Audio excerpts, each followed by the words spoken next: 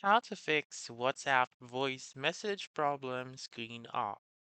So, the first step is by opening your WhatsApp and then go to your settings found on the lower right corner of the screen.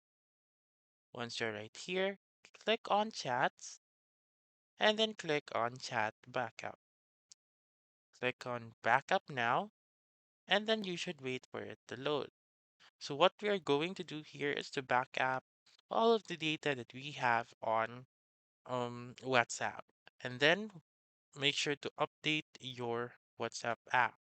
So what you're going to do is to go now on the App Store or your Google Play Store, search for WhatsApp, and then make sure to click on the update button whenever it is available.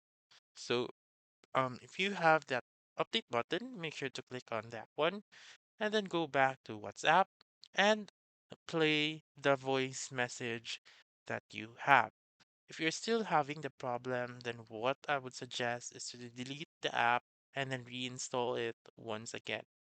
So that's it.